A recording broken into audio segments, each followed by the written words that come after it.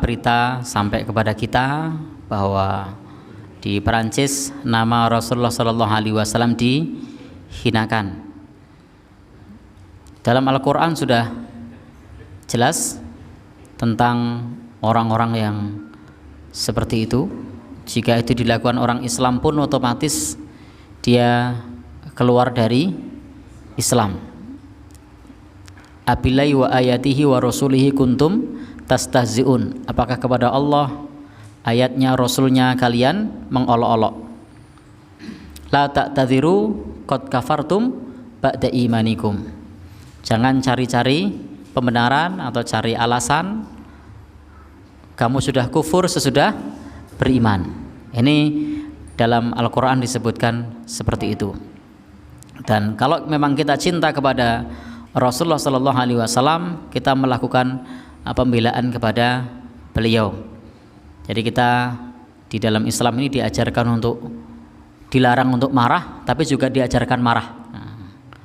Jadi dilarang marah yang karena hawa nafsu, tapi kita dianjurkan marah yang sesuai dengan tuntunan. Di antaranya adalah marah ketika nama Allah, ketika ayat, ketika Rasulnya dihinakan. Tentu dalan ya, marahnya dalan. Tahu dalan ya? Jadi marah sesuai dengan koridornya, bukan marah ngamuk, itu bukan ya. Marah sesuai dengan koridornya.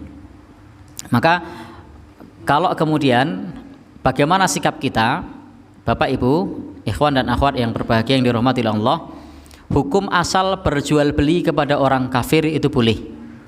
Kita jualan, mereka pembeli, atau mereka menjual, kita pembeli, itu boleh. Jadi tidak dilarang bertransaksi jual beli kepada orang kafir, itu hukum asalnya seperti itu. Tetapi ketika mereka kemudian menghinakan Islam, baik itu Allah, kemudian ayat, kemudian Rasulnya atau yang lainnya, maka di dalam masalah ini kita ini imannya lemah, kita tidak bisa berbuat apa-apa. Maka salah satu yang bisa kita tunjukkan di antara bentuk kemarahan kita, misalnya dengan menghindari produk-produk mereka. Tapi ingat, hukum asalnya boleh ya. Jadi hukum asalnya boleh. Jadi tidak haram. Jadi tidak haram ketika kita membeli produk dari orang kafir. Tidak haram jual beli kepada mereka, menggunakan produk mereka itu tidak haram. Tetapi dalam masalah ini, masalahnya bukan halal haram, tetapi masalahnya ada keberpihakan. Maka kalau kita betul berpihak kepada Rasulullah Sallallahu Alaihi Wasallam, ya senjata satu-satunya yang bisa kita gunakan setelah berdoa kepada Allah, yaitu tinggalkan produk mereka. Jadi tinggalkan produk mereka. Ini karena kita lemah iman, mau ke sana, mau nasihati, duitmu biro, ya kan? Jadi salah satunya itu dari usaha personal. Ini tidak maksimal, akan lebih maksimal kalau itu yang melakukan negara. Misalnya negara mencabut semua izin impor dari Prancis. Wah, itu sangat efektif. Tapi kan itu tidak dilakukan. Ya sudah, kita saja.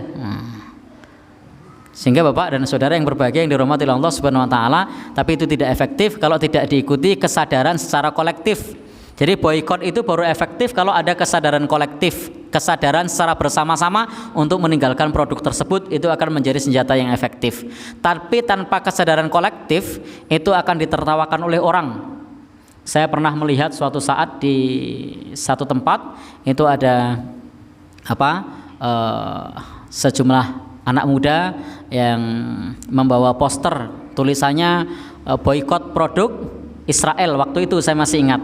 Tapi ketika mereka istirahat, minum produknya. Loh, piye to? Kenapa? Karena tidak diikuti dengan kesadaran kolektif. Ya, temannya pegang spanduk, poster, tapi temannya yang lain.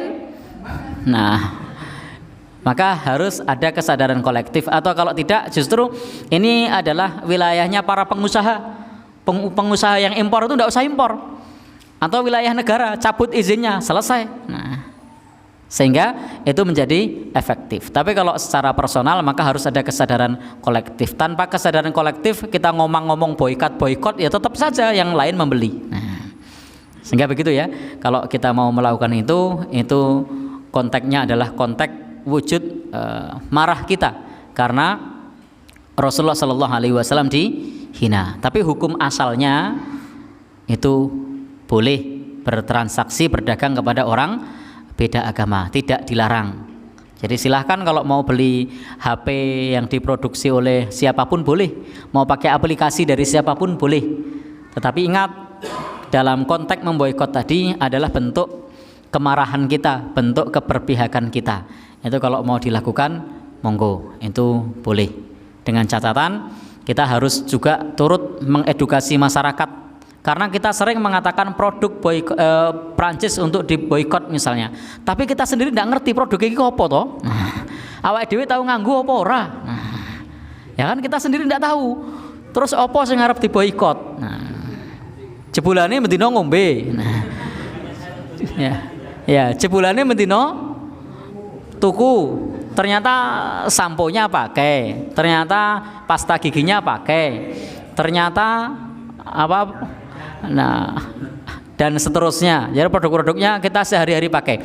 Maka kalau memang begitu ya, berikan edukasi kepada masyarakat sakjane apa wae to. Produk-produk mereka itu. Sehingga itu akan menjadi efektif. Berapa banyak orang menyerukan itu tapi tidak tahu. Wallahu a'lam bishawab.